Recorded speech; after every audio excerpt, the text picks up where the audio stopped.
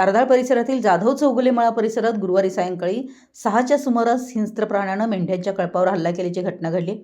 या हल्ल्यात सुमारे 10 ते 12 मेंढ्या ठार तर काही मेंढ्या गंभीर जखमी झाल्यात। या घटनेमुळे पशुपालकांचं अंदाजे 1.5 लाख रुपयांचं नुकसान झालं असून परिसरात भीतीचं वातावरण निर्माण झालंय। मिळालेल्या माहितीनुसार पुजारी यांच्या मेंढ्यांचा कळप शेत परिसरात बांधलेला असताना अचानक हिंस्त्र प्राण्यानं कळपावर हल्ला चढवला। हल्ल्यात अनेक मेंढ्यांचा जागीच मृत्यू झालाय, काही मेंढ्या गंभीर जखमी झाल्यात।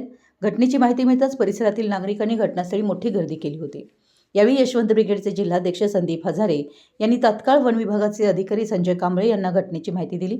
त्यानंतर वन विभागाच्या अधिकाऱ्यांनी घटनास्थळी भेट देऊन पाहणी करत पंचनामा करण्याची प्रक्रिया सुरू केली आहे। तसेच पशुवैद्यकीय अधिकारी प्रज्ञा पाटील यांनी घटनास्थळी येऊन मृत व जखमी मेंढ्यांची पाहणी करून आवश्यक पंचनामा केला।